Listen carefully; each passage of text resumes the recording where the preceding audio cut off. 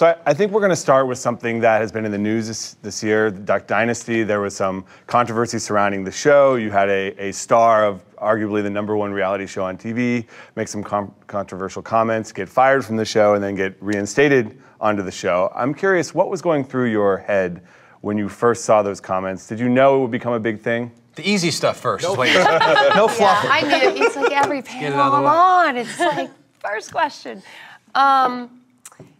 He didn't get fired, first of all. I have to toe the defensive line.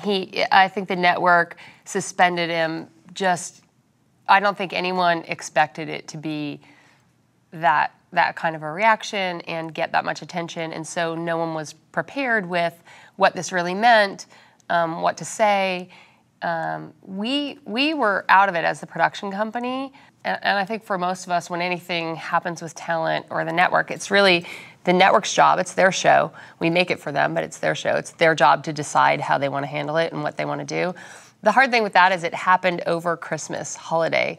So it was literally like Christmas Eve, Christmas Day, phone calls, people just kind of trying to get a handle on it. What's going through you, though? What are you thinking Christmas Eve?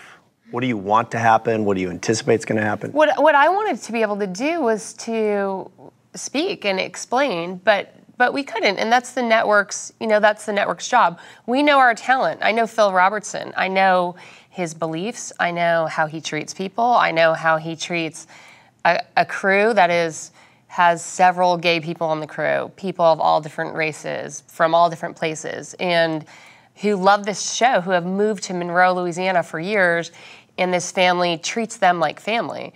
I know. Are you saying he didn't make the comments? He made the comments, but he doesn't deny who he is. He has beliefs, and he stands by his beliefs and what he said. But that isn't how he treats people and what he thinks. I think there's a separation between what he thinks and how he thinks people should be treated. And I don't think he was saying anything about how people should be treated. And the network had no prior knowledge that this is something that might come up in an interview with a national magazine? I don't know what the network thought or how they handle their PR with them. But,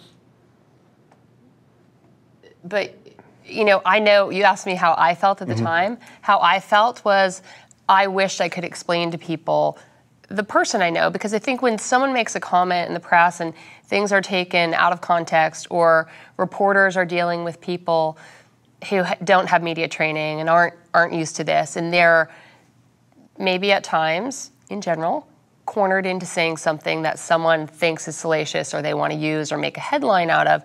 We look all the time to quotes, and you see things about your cast in the press, because if a show's big, they do get in the press.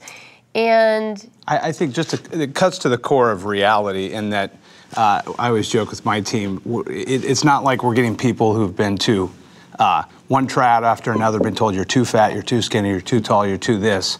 We're plucking these people out and telling them they're special, and they don't have any sort of training in how to handle themselves when they're under these bright lights, and a lot of them revert to saying things that, if they were just smarter and been around more and known what you could and couldn't say, they would mind. It isn't the virtue of you selecting them based on the fact that they could possibly say unexpected things, because actors are trained to not say things that aren't scripted. So the virtue of reality is putting people in a venue where they may do or say something controversial or unexpected, which is why we watch these shows. And I have to say, I have the greatest respect for that.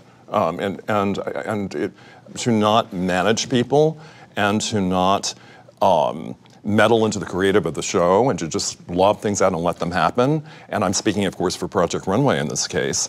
I just have the greatest respect for the integrity of what that's about. Absolutely. And there is integrity. And I just want to assert the reason I've been more vocal than most on this topic is because I'm part of the same family of networks. So, of course, I've been approached a lot about this, and have been, I hope, politically correct in simply saying I don't have a comment other than, is anyone surprised by Phil Robertson's statement? I certainly wasn't. Right.